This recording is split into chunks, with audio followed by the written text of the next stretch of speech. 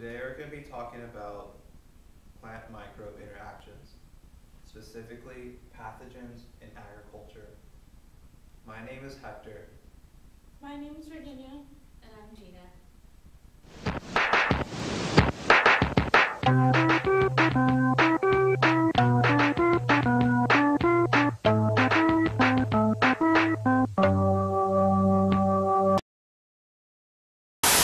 It should come as no surprise to anyone that agriculture is an important aspect of any society. As our world grows with more and more people, so does the pressure to produce more and more viable crops. It's already hard enough having to deal with changing climates and shrinking croplands, but another major challenge in agriculture are pathogens. So what exactly is a pathogen? A pathogen is a microbial parasite which lives on or in another organism and has a negative impact. Pathogens are important to consider for agriculture as they cause up to 42% of crop losses worldwide. For example, just in the U.S. alone, almost $10 billion worth of damage to crops were due to plant pathogens. But not all hope is lost. Take a drive around a farm and you can still see many crops growing and living. This implies that plants have some way to fight back against pathogens.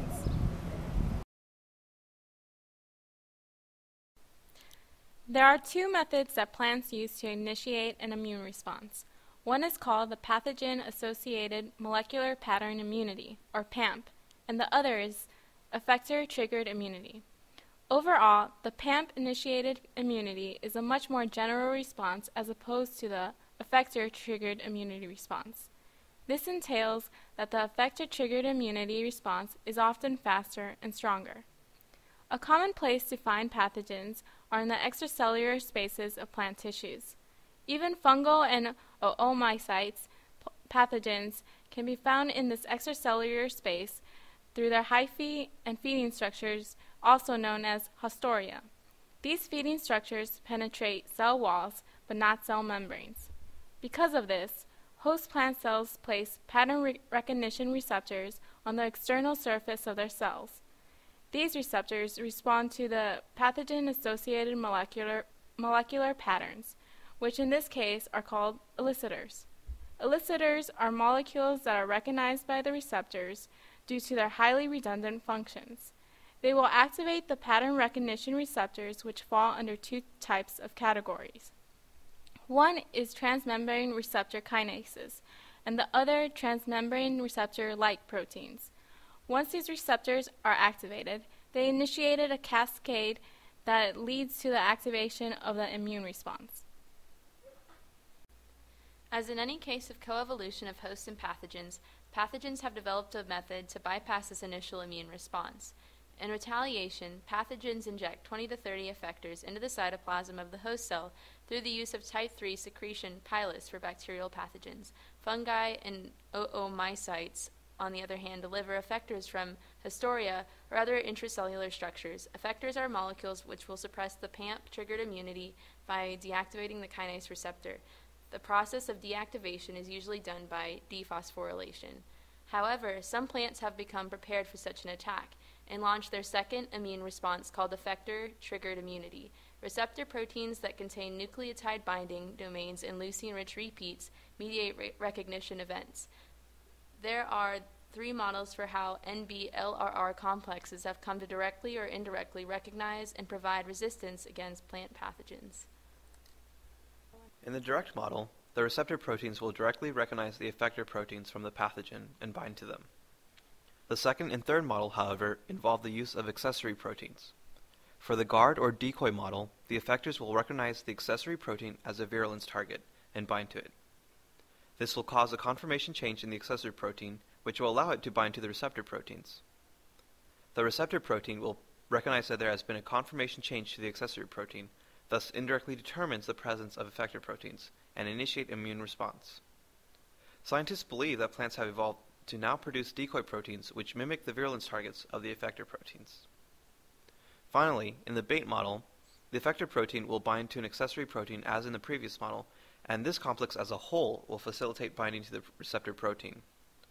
For both methods of triggered immunity, the cascade will often lead to cellular events such as the release of active oxygen species that are cytotoxic, activation of other protein kinases which regulate gene expression, providing callosic cell wall layers to the site of infection, or many times initiating localized cell death.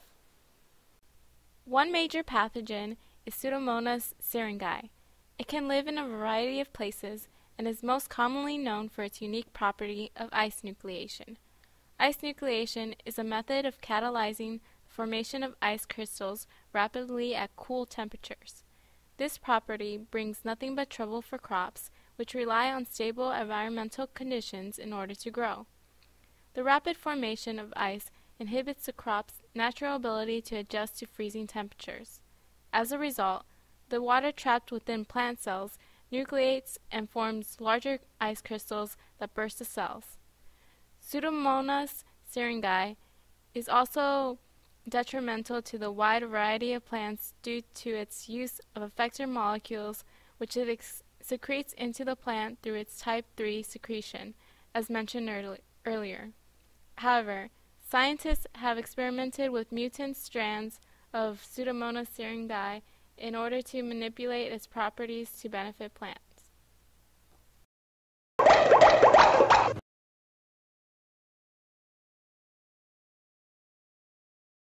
This experiment shows the ice nucleation property in action.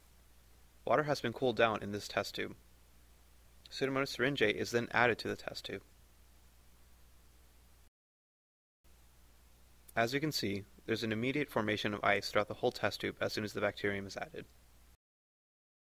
Another major pathogen is a bacterium known as Candidatus liberibacter, which causes a disease called citrus greening, or formerly huanglongbing.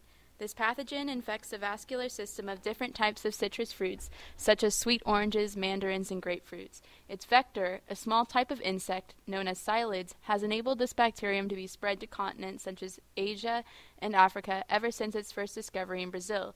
Candidatus liberibacter causes citrus fruit to die, or depending on the time of infection, can cause citrus trees to become non-productive, thereby eliminating even citrus cultivar lineages which may have become infected. Such devastating effects have caused rapid decline in citrus fruit products and has affected the economy by spiking prices. Currently, the only effective way to battle this pathogen is through prevention, as other methods of fighting the pathogen once it has infected the plant have produced little results. The lack of resistance to this pathogen has many citrus crop owners worried that this pathogen will find its way to their lands, such as California. Lastly, one of the most known pathogens is an oomycete called Phytophthora infestans. This pathogen causes the disease potato blight, known to have caused the Irish potato famine. Due to potatoes being one of the biggest crops in Ireland, the potato blight epidemic resulted in the deaths of 750,000 Irish citizens by starvation. This epidemic was due to the pathogen's great transmission abilities. The spores of this pathogen can be found in the ground after harvesting or in coal piles, where it waits for wetter conditions to infect other nearby plants. They are even able to survive through winter conditions when infecting plant tubers. However, the best way it transmits is by developing spores on the plant leaves that spread over the entire plant. When rain washes over the plant, the spores infect the soil. Its ability to travel in air currents also supports its rapid spread over large areas. The effects of potato blight are not easily observed and often seem to occur spontaneously. However, dark blotches do occur on plant stems and leaves indicating infection, and under particular temperature conditions, mold can appear under the leaves of infected plants.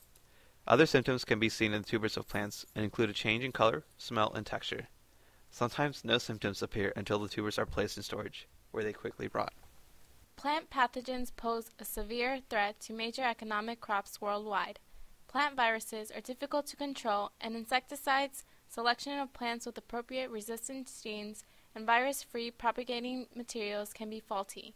Insecticides are effective tools used to kill pathogen vectors, but unfortunately work too slowly in preventing the transmission of these pathogens.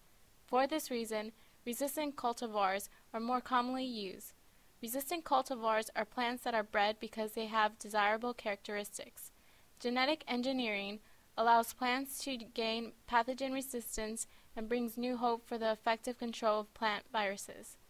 Plants gain pathogen resistance either by a protein encoded or a transcript produced by a transgene. The protein-mediated resistance works best when dealing with many types of pathogens that are related, in which case it provides moderate protection.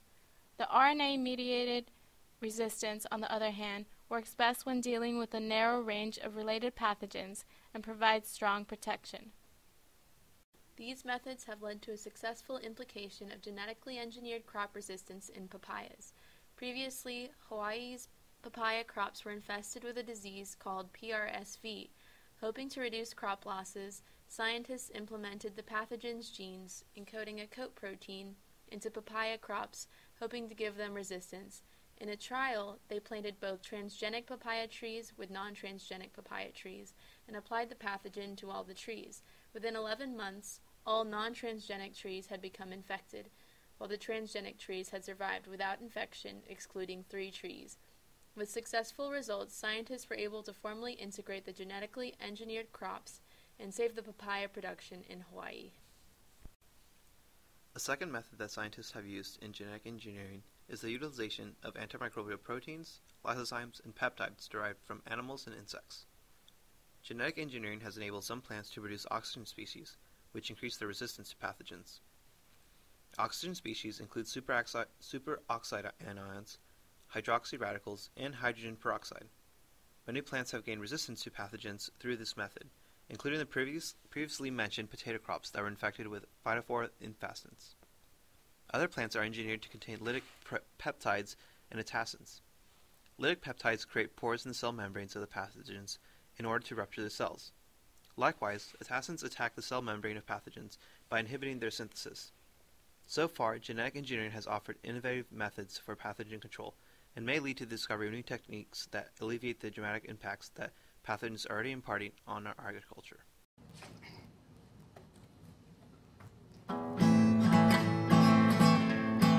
The seed that falls on good earth is a seed of harvest brings. The good earth is full of fungus, bacteria, and other things.